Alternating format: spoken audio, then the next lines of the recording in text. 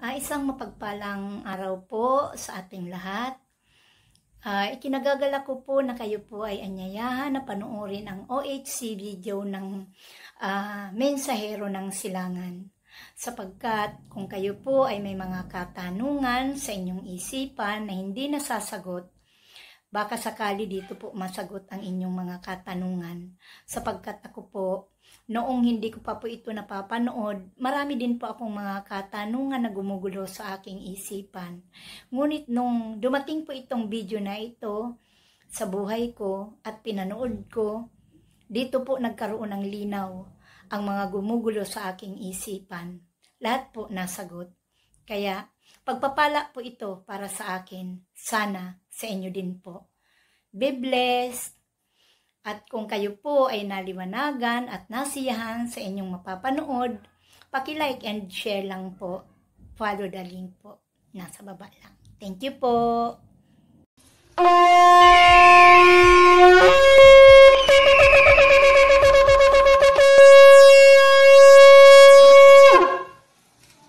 Na sa ating mga loyal supporters.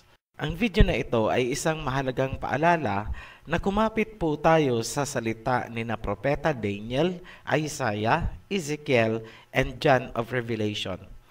Kapag taliwas sa salita ng ating mga propeta ang sinasabi ng isang preacher, ibig sabihin siya ay isang bulaang propeta. Pansinin niyo po, hindi man lang binabanggit ng mga bulaang propeta ang sinasabi ng mga propeta sa Biblia. Bagkus, tinatabunan nila ang mga ito ng mga wushy-wushy research at references. Hindi pa ba kayo nagtataka? Gaya na lang ng sinabi ni Propeta Daniel na susulat sa Daniel 10 verse 4, "And in the 24th day of the first month, as I was by the side of the great river which is Hiddekel." Nasa pangpang siya ng Hiddekel noong nagkaroon siya ng vision. Pero sinasalungat yan ng mga bulaang propeta. Nasa bottom of the ocean daw ang Hiddekel. Pinalalabas nilang sinungaling si Propeta Daniel. Sa Genesis chapter 2 verse 14 naman, nasusulat, "The name of the third river is Hiddekel. This is the one which flows in front towards the east of Assyria." Wala pong Assyria sa gitna ng Indian Ocean. Hindi rin po ito isla para tumama ang bottom of the ocean theory. Simple lang, kung ang Hiddekel ay nasa bottom of the ocean, paano niyang tutumbukin ang silangang bahagi ng Assyria? Paanong nagkaroon ng vision si Prophet Daniel sa pangpang ng Hiddekel kung nasa bottom of the ocean yan? Simple lang po, di ba? Ngunit, pilit pa rin binabaluktot at tinatabunan yan. Tapos, sasabihin 3 years na daw sila at ang Ophirian heritage ay 3 months pa lang. Ito ang sasabihin namin. The greatest lies of the ages are centuries old. Ang kasinungalingan ay kasinungalingan kahit ilang centuries pa yan lumipas. Bakit kami nagpapaalala? Expected po kasi natin na mangyayari ito. At yan ay simula pa lamang. May nangyayari ngayon sa grassroots na isang organizing activity. This is something big more than what you think. Akala nyo ganyan-ganyan lang yan. Hindi po. Community or grassroots mobilization po ang nangyayari. Watch out for the big agenda behind. Later, makikita mo na ang mga representatives niya na naglalabi na sa Senado at Kongreso. Isa lang ang target niyan. Gusto nilang kontrolin ang foreign policy ng Pilipinas by influencing both yung mga lawmakers at electorate. Nag-iipon lang yan ng mga supporters, chapter by chapter sa bawat probinsya at municipalities. Multi-system approach po yan, tawagin nating project o FAIR.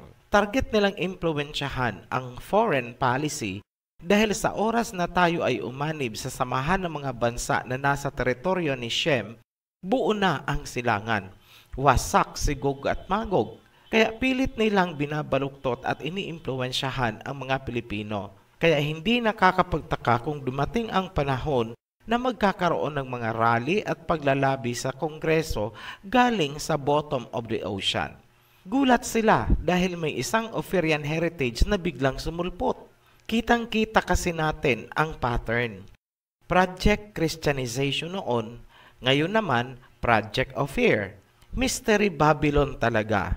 Look back at our history na pilit nilang itinago. Pero sumingaw din. Ecclesiastes chapter 1 verse 9, what has been will be again. What has been done will be done again.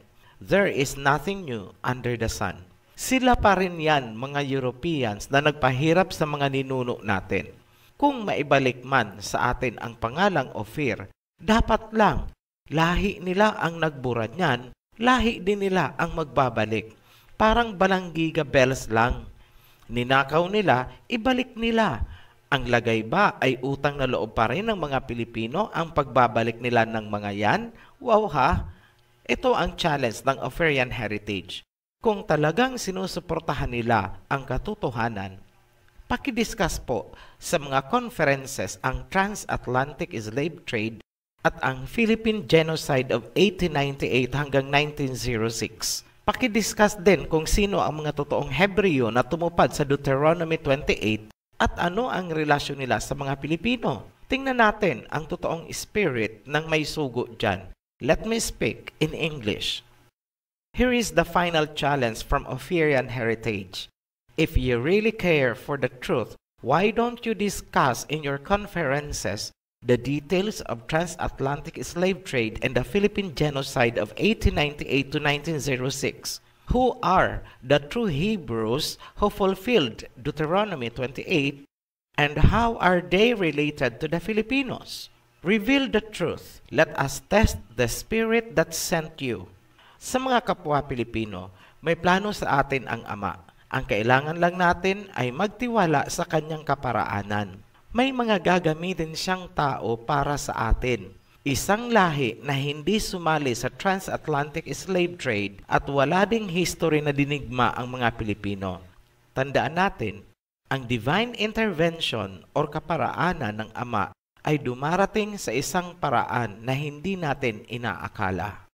At kung kayo po ay naliwanagan at nasiyahan sa inyong mapapanood, paki-like and share lang po. Follow the link po. Nasa baba lang. Thank you po.